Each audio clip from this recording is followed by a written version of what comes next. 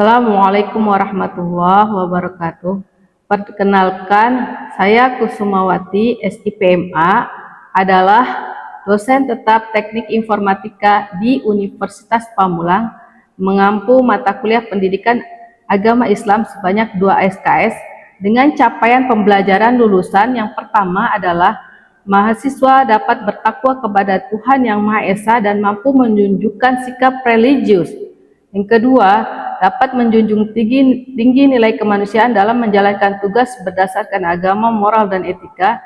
Yang ketiga, dapat menginternalisasi norma dan etika akademika. Yang keempat, mampu menerapkan pemikiran logis, kritis, sistematis, dan inovatif dalam konteks pengembangan atau implementasi ilmu pengetahuan dan teknologi yang memperhatikan dan menerapkan nilai-nilai humaniora.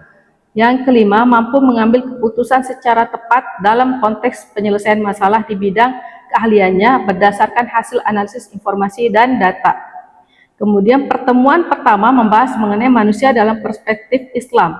Pertemuan kedua membahas mengenai agama secara umum. Pertemuan ketiga membahas mengenai agama Islam itu sendiri. Pertemuan keempat membahas mengenai sumber hukum Islam, yaitu Al-Quran. Pertemuan kelima, hadis sebagai sumber hukum Islam kedua. Pertemuan keenam membahas ijtihad sebagai sumber hukum Islam ketiga. Pertemuan ketujuh, kerangka ajaran Islam adalah akidah. Pertemuan ke-8, kerangka dasar ajaran Islam adalah akhlak. Pertemuan ke-9, kerangka dasar ajaran Islam adalah syariah. Pertemuan ke-10, moderasi Islam. Pertemuan ke-11, kerukunan antar umat beragama. Pertemuan ke-12 membahas mengenai munakahat. Pertemuan ke-13 mengenai hukum Islam, hak asasi manusia dan demokrasi. Pertemuan ke-14 mengenai Islam dan ilmu pengetahuan dalam Islam. Kemudian untuk kriteria evaluasi itu kehadiran sebanyak 10%, tugas sebanyak 20%, UTS sebanyak 30%, dan ujian akhir semester sebanyak 40%. Tugas dapat dilaksanakan berbentuk tugas kelompok dan tugas individu baik di dalam kelas ataupun di luar kelas. Cukup demikian, terima kasih. Assalamualaikum warahmatullahi wabarakatuh. Baik, assalamualaikum warahmatullahi wabarakatuh. Waalaikumsalam warahmatullahi wabarakatuh. Siapa yang tidak hadir hari ini? Abdullah bin Amin ada? Tidak hadir ya hari ini ya? Baik, kita mulai dengan materi pertama. Ini pertemuan kita mengenai manusia dalam perspektif Islam, ya. Karena ini adalah pembelajaran pendidikan agama Islam, kita memulai dengan hakikat manusia itu sendiri, yang dengan tema manusia dalam perspektif Islam. Nah, tujuan pembelajarannya itu agar mahasiswa dapat menjelaskan makna manusia dan proses penciptaannya. Kemudian dapat memahami fungsi dan kedudukan manusia dan mampu menjelaskan manusia dalam perspektif Islam, dan berbagai definisi nanti kita coba uraikan. Dan hanya kita akan membahas, sebetulnya dalam pertemuan ini kita bahas tiga hal yaitu penyebutan pandangan tentang manusia, berbagai teorinya. Kemudian penyebutan manusia dalam perspektif Islam itu, yang kedua penciptaan manusia itu bagaimana, yang ketiga kedudukan manusia di muka bumi itu apa, fungsinya itu apa. Nah itu ya. Nah selanjutnya ini adalah kita masuk ke tadi penciptaan. Sebentar kita masuk kepada pembahasan penciptaan manusia. Yang pertama kita masuk ke pembahasan penyebutan manusia dalam perspektif Islam itu ada al-bashar, al-insan. Al-insan dengan al-insa tidak sama. Al-insan itu adalah manusia, al-ins adalah suatu kecerdasan. Nah, gitu ya. Kemudian an-nas dan Bani Adam. Kenapa Bani Adam penyebutan manusia dalam perspektif Islam? Karena secara historis yang diakui dalam Islam itu manusia pertama adalah Nabi Adam alaihissalam. Maka kita sebagai bagian dari turunan Bani Adam. Nah, gitu ya. Nah, kita masuk kepada proses penciptaan manusia. Al-Quran itu menjelaskan secara gamblang baik dari segi sains itu di surah Al-Mu'minun ayat 12-14, dan ini sering dipakai oleh bidang-bidang kesehatan, bidang-bidang kedokteran sebagai landasan proses berpikirnya dalam hal sains. Di sini di surah Al-Mu'minun ayat 12-14, walqad khalaqnal insana min sulalatin min tin tsumma ja'alnahu nutfatan fi qararin makin tsumma khalaqnan nutfata 'alaqatan fa khalaqnal 'alaqa mudghatan fa khalaqnal mudghata 'idhaman fa kasawnal 'idhama lahmal khinzir sebentar fa kasawnal 'idhama lahmal khinzir insya'na khalqan akhar fatabarakallahu ahsanul khaliqin. Ini agak-agak harokatnya gimana gitu ya, karena saya biasanya kita pakainya yang Al-Quran Kemenak. Nah, ini terjemahannya adalah, dan sesungguhnya kami telah menciptakan manusia dari suatu saripati berasal dari tanah, kemudian kami jadikan saripati itu air mani yang disimpan dalam tempat yang kokoh, yaitu rahim manusia yang wanita. Kemudian air mani itu kami jadikan segumpal darah, lalu segumpal darah itu kami jadikan segumpal daging, dan segumpal daging itu kami jadikan tulang belulang. Lalu tulang belulang itu kami bungkus dengan daging, kemudian kami jadikan dia makhluk yang berbentuk lain, yaitu bentuknya manusia. Kenapa lain di sini? Karena berbeda bentuk rupa wajah, rambut, kaki, kulit, semuanya, maka disebutlah berbentuk lain. Maka Maha Suci Allah penciptaan yang paling baik. Allah yang maha menciptakan yang paling baik dari seluruh makhluk yang namanya di dunia ini adalah manusia.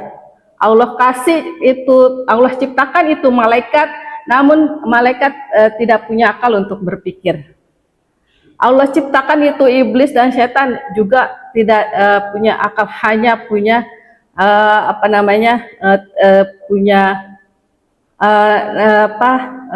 bantah-bantahan dengan Allah Ta'ala.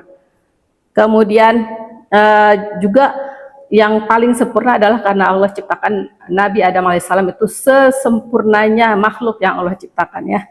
Nah, ini diambil, ini dipakai sama bidang-bidang kesehatan, bidang-bidang kedokteran. Kalau kita lagi di dalam kandungan 9 bulan 10 hari, ini nih ayatnya, ayat Al-Qur'annya. Ya, kemudian ini itu Ibu sudah berikan, dipakai oleh bidang embriologi dalam penelitian ilmiahnya, telah membenarkan pernyataan Al-Quran dari sekian abad yang lalu ya, bahwa terbentuknya manusia adalah keturunan Nabi Adam alaihissalam. Nanti di sini nih, walaqad khalaqnal insana min sulatin min tin, itu tsumma ja'alna. Nah, ini dari ayat sampai min sulalah inilah yang keturunan Nabi Adam alaihissalam secara teori, secara definisi di situ ya. Kemudian selanjutnya baru ini nih penjelasan biologisnya yang tsumma ja'alna. Nah, itu proses 9 bulan itu dari nol sampai keluarlah manusia baru ya.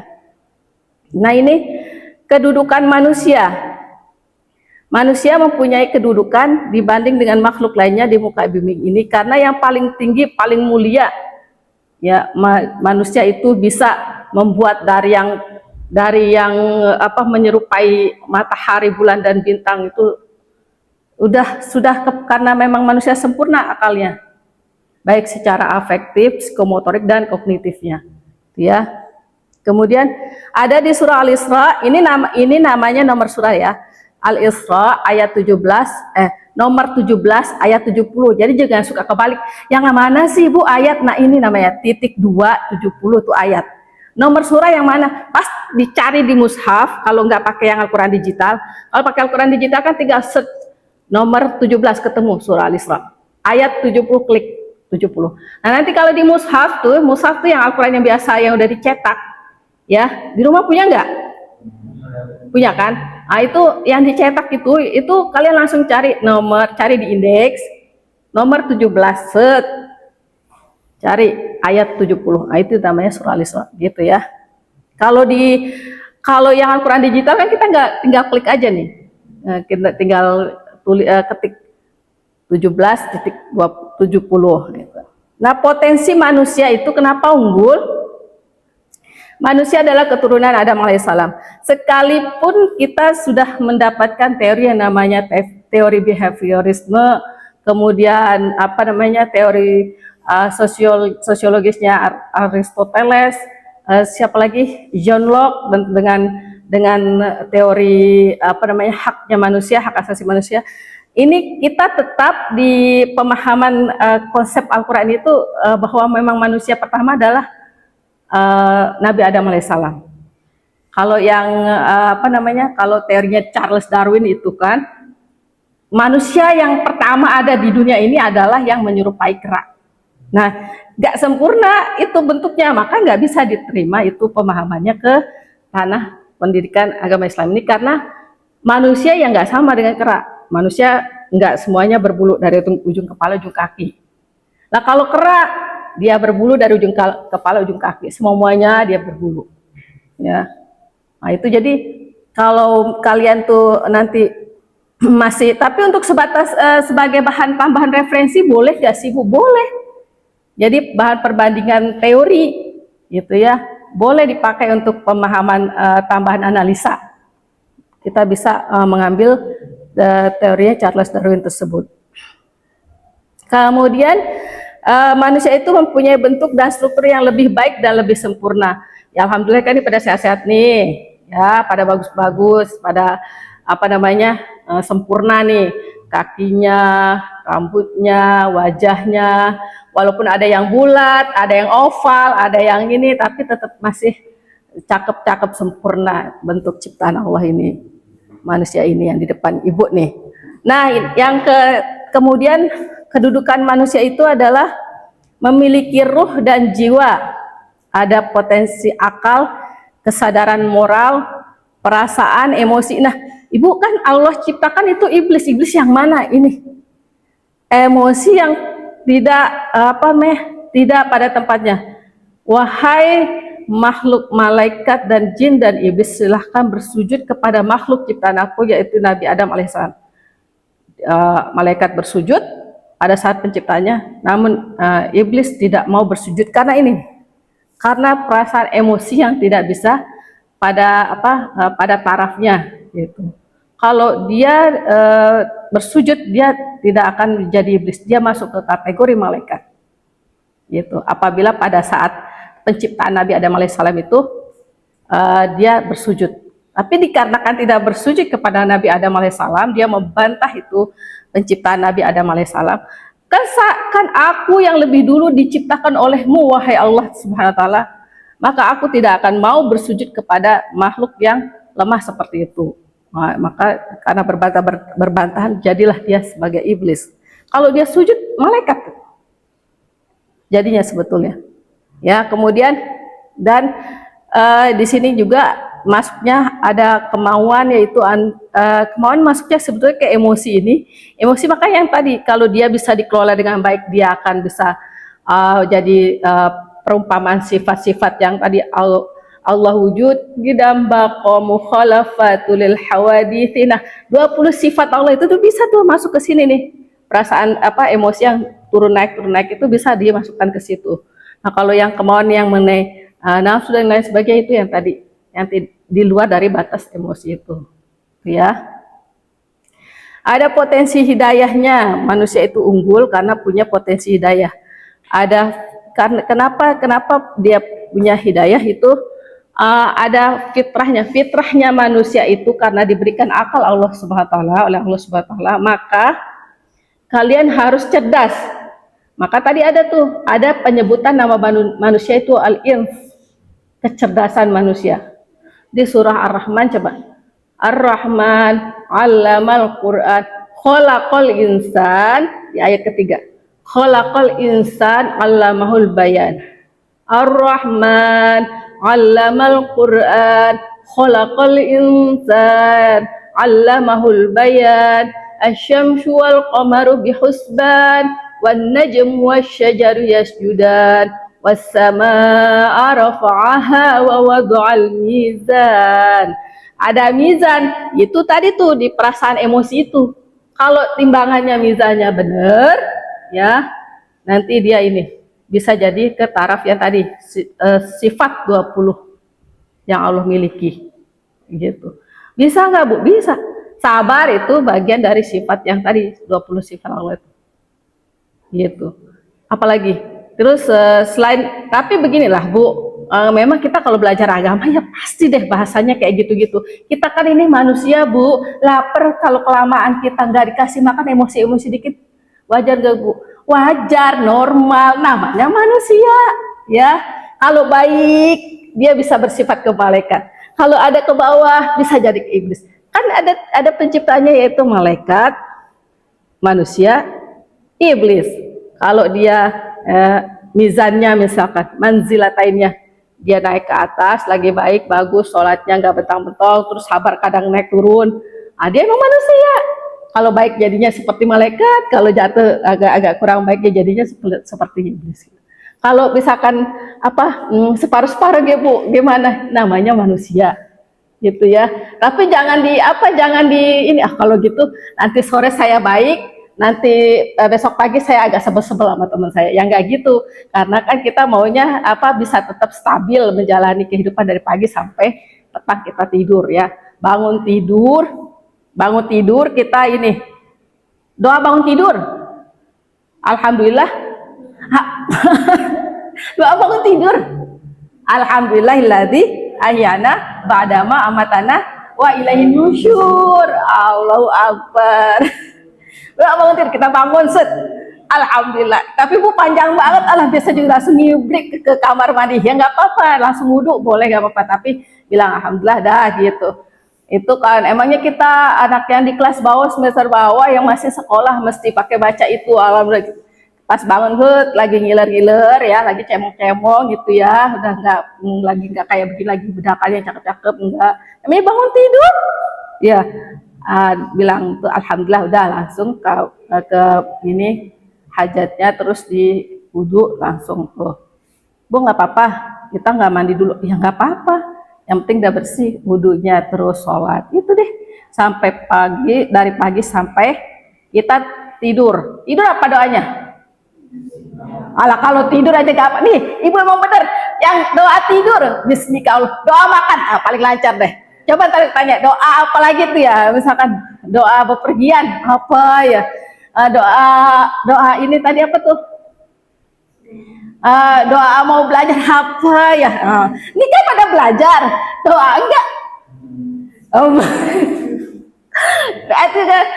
nggak apa-apa Bu pakai bismillah, nggak apa-apa, nggak mesti panjang-panjang, orang kita bukan orang Arab Bu ya, nggak apa-apa, Allah mengerti, memahami segala hal sikap tindakan kita, baik itu bersuara ataupun tidak bersuara, gitu ya.